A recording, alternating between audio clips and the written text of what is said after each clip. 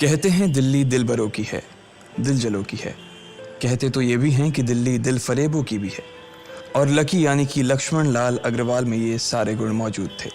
लोग उसकी शक्ल को देखकर ही कह देते थे, अबे दिल्ली से हो क्या। लकी वैसे दिखने में स्मार्ट और अट्रैक्टिव था, पर जेब से खस्ता हालत होने की वजह से रहता बेहद सिंपल तरीके से था।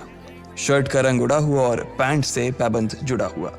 कहने को तो उसकी उम्र के लड़के दिल्ली की सड़कों पर रात को मोटर बाइक दौड़ाते थे, लेकिन लकी उर्फ लक्ष्मण लाल अग्रवाल सिर्फ कमरे से कॉलेज में पढ़ाई और गर्लफ्रेंड डिंपल के साथ थोड़ा वक्त बिताना, फिर कॉलेज से दुकान, दुकान से जब होम डिलीवरी आए तो वहां, और फिर घर चला जाता था। हाँ, कभी कभी जब वो किसी लड़के को खाली सड़क पर मोटर बाइक दंदनाते हुए देखता तो कहता, एक दिन अपना टाइम भी आएगा जब मैं चश्मा लगाकर बैठूंगा और पीछे डिंपल को बैठाऊंगा।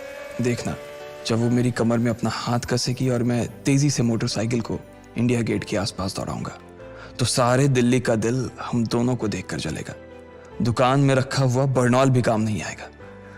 लकी ने कहा और अपने हाथ में बर्नॉल की क्रीम को दबा दिया। जैसे ही उसने क्रीम को दबाया, उस क्रीम बाहर आ गई। अबे गाधे, क्या कर रहा है? वो कोई स्पंज की गेंद है क्या जो उसे दबा रहा है? दुकान के मालिक ने उससे फटकारते हुए कहा और उसके सर पर एक चपत लगा दी। Sorry sir. लकी ने अपना सिर बचाते हुए कहा। वो खरोल बाग में स्थित एक छोटी सी मेडिकल स्टोर पर काम करता था। उसकी दुकान का नाम था चमन मेडिकल स्टोर और उसके ओनर का नाम था चमन लाल। लकी पिछले 5 साल से इन्हीं की दुकान पर काम कर रहा था। यहाँ इस छोटी सी शॉप पर काम करना उसकी मजबूरी थी। लाइफ में कंगाली की वजह से उसे कॉलेज में पढ़ाई पूरी करने के लिए पार्ट टाइम जॉब करना था। उसने कई अच्छी जगह अच्छी तनख्वाह की नौकरी ढूंढी, पर नहीं मिली और वो इस मेडिकल स्टोर पर ही अटक गया। गधे, अब इसके पैसे क्या तेरा बाप भरेगा? कटेगा। इसका पैसा भी तेरी तनख्वाह से कटेगा और एमआरपी से डबल रेट में कटेगा। चमन ने अपने दांतों को किचमिचाते हुए कहा। गुस्से की वजह से उसकी नाक फूल गई थी और लकी की सांसें। उसने घबराते हुए ओनर से पूछा, एमआरपी से डबल क्यों सर जी? ताकि अगली बार से ऐसी कोई हरकत करने से पहले तू डबल बार सोचे, चमन ने कहा और उसके हाथ से ट्यूब छीन ली। उसका जी तो चाह रहा था कि वो लकी की खोपड़ी पर एक और बार अपना हाथ साफ कर ले, लेकिन उससे पहले ही दुकान का फोन बजने लगा। फोन की घंटी बजते ही लकी को वहां से निकलने का मौका मिल गया और वो भागते हुए फोन उठाने के लिए चला गया। हेलो जी, करोल बाग के बेस्ट मेडिकल चमन मेडिकल स्टोर से बोल रहा हूँ, बताइए क्या काम था? ये लकी की पेटेंट लाइन थी। चाहे कहीं से भी फोन आए, लेकिन उसे फोन पर बस यही बोलना था।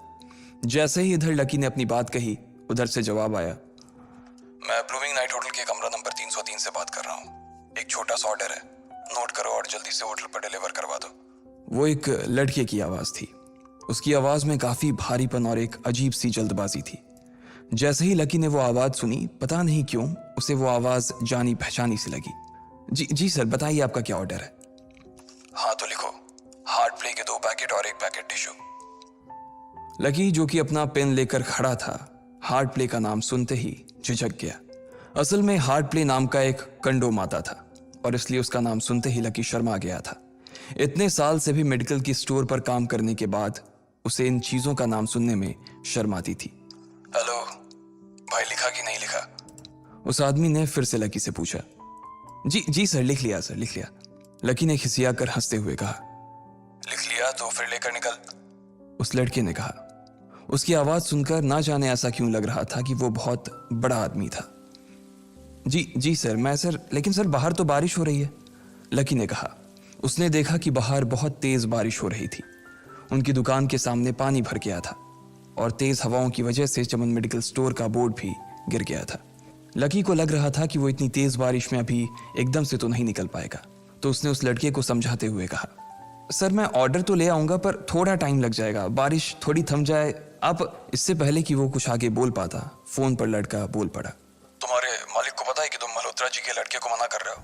हाँ पता है, बारिश हो रही है, इसलिए सारा सामान अच्छे से थैली में पैक करके लाना और लेट नहीं होना चाहिए, समझे? उस लड़के ने कहा और इससे पहले कि लकी आगे कुछ कह पाता, उसने फोन काट दिया। उधर से लकी के दुकान का ओनर उसे घूर कर देखा जा रहा था। लकी के हाथ में पेन और पेपर देखकर ही वो समझ गया था कि उसके पास कोई ऑर्डर आया था। आज वैसे भी इतनी बरसात होने की वजह से सुबह से इक्का दुक्का ग्राहक ही दुकान पर आए थे। ऐसे में उसकी दुकान का मालिक एक भी ऑर्डर को छोड़ना नहीं चाहता था। वो लकी को देख रहा था और लकी बारिश की ओर देख रहा था। बारिश का बहाना नहीं चलेगा, जाना पड़ेगा, चमनलाल ने कहा। मैं बहाना नहीं कर रहा सर, थोड़ी बारिश धीमी हो जाए तो मैं चला जाऊंगा। अभी आप खुद ही देखिए कितनी तेज बारिश है।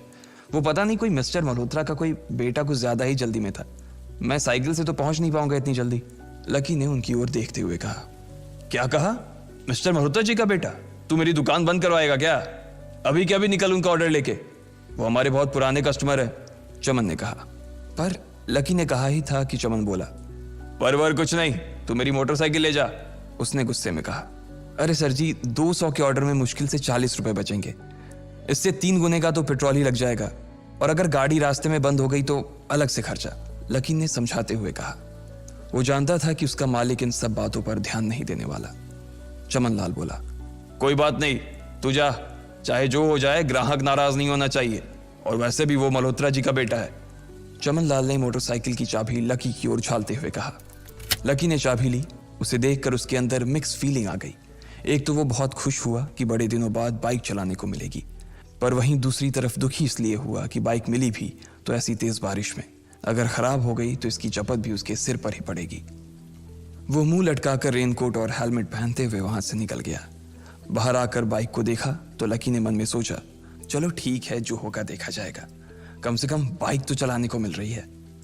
दरअसल लकी इतने साल काम करने के बाद भी अपने लिए एक मोटरसाइकिल नहीं ले पाया था। लकी की तनख्वाह ही इतनी भर थी कि सिर्फ उसके कमरे का किराया, उसकी साइकिल में डालने वाली हवा का खर्च, बिजली पानी का बिल और डिम्पल के साथ महीने में 1-2 बार बाहर खाने का खर्चा ही निकल पाता था। उसे डिम्पल की कही बात अक्सर याद आती थी। लकी, अगर अगले 2 महीने में तूने बाइक नहीं खरीदी ना तो मैं तेरे से ब्रेकअप कर लूंगी, देखना। असल में डिम्पल को लकी के साथ बाइक पर घूमने की बड़ी तमन्ना थी। लकी की इस उजाड़ जिंदगी में एक वही तो थी जिसके लिए जिंदा रहने को उसका जी चाहता था। जब भी वो उससे बाइक की बात करती तो लकी डिम्पल की इस बात को हंस कर टाल देता था। वो अपने मन में इस बात को अच्छे से जानता था कि डिम्पल उससे बहुत प्यार करती थी और वो उससे कभी छोड़ कर नहीं जा सकती थी। वो दोनों एक दूसरे में ऐसे घुले मिले थे जैसे बादल बरसात में घुल जाती है। लकी को डिम्पल बहुत पसंद थी और वो उसके लिए दुनिया जहां की खुशियां खरीद कर ला देना चाहता था। वो चाहता था कि एक दिन वो डिम्पल को प्लेन में बैठाए, लेकिन उसके ये सब ख्वाब इस कम तनख्वाह की नौकरी की वजह से कभी पूरे नहीं होने वाले थे। पर आज उसके पास एक मौका था। वो डिम्पल को अपने साथ इस बारिश में राजपथ घुमाना चाहता था। वो उसे दिल्ली दिखाना चाहता था। चमनलाल को देने के लिए उसने पहले से ही बहाना सोच रखा था। बस जल्दी से वो ये डिलीवरी देकर सीधे डिम्पल के पास ही जाने वाला था। उसने होटल ब्लूमिंग नाइट के बाहर मोटर बाइक पार्क की और सीधे होटल के अंदर चला गया। लकी ने रिसेप्शन पर पहुंचकर नमस्ते करते हुए रिसेप्शनिस्ट को बोला, जी मैं चमन मेडिकल स्टोर से आया हूं, रूम नंबर 303 का ऑर्डर था सर। रिसेप्शन पर खड़ा आदमी उसके हाथ में काली थैली को देखकर समझ गया था कि उसमें क्या था और वो मंद ही मंद मुस्कुराते हुए बोला, 3rd फ्लोर पर है, लिफ्ट से चले जाओ, रेनकोट ही उतार देना। जैसा उस आदमी ने कहा लकी ने ठीक वैसा ही किया और लिफ्ट में चढ़ने के कुछ ही देर बाद वो 3रे माले पर पहुंच गया था। वो रूम नंबर 303 के बाहर पहुंचा और उसने डोरबेल बजाई। जैसे ही दरवाजा खुला लकी ने थैली आगे बढ़ाते हुए कहा, नमस्ते, मैं चमन मेडिकल स्टोर से लकी, ये आपका। इससे पहले कि लकी आगे कुछ कह पाता उसकी आंखें फटी की फटी रह गई थी। उसने अपने सामने जो देखा उसके बाद उसे ऐसा लगा कि बंद छत के नीचे भी उसके ऊपर आसमान से आकर एक जोरदार बिजली गिर गई थी। उसके सामने एक लड़की खड़ी थी। वो लड़की और कोई नहीं बल्कि उसकी गर्लफ्रेंड डिम्पल ही थी। उसने एक पर्पल कलर का नाइट गाउन पहन रखा था। उसके काले घने बाल गीले थे और उसने उन्हें अपने कंधे पर फैला रखा था। उसकी खुशबू से ही ये चीज साफ पता चल रही थी कि वो अभी अभी नहा कर आई थी। डिम्पल, तुम यहाँ क्या कर रही हो? लकी को अपनी आंखों पर विश्वास ही नहीं हो रहा था। उसने 2 बार अपनी पलकें झपका कर देखा, लेकिन दोनों बार ही उसे अपने सामने डिम्पल ही नजर आई। तुम यहाँ क्या मेरा पीछा करते हुए आए हो लकी? डिम्पल ने उल्टा उसी के ऊपर पलटवार करते हुए कहा। लकी को देखकर उसके दिल की धड़कन भी तेज हो गई थी।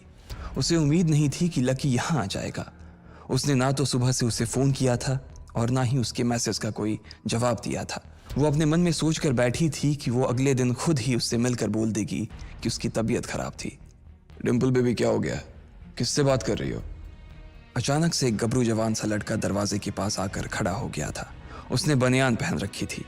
लकी उसे पहचान गया था। साले राहुल के बच्चे, तेरी हिम्मत कैसे हुई मेरी डिम्पल को हाथ लगाने की?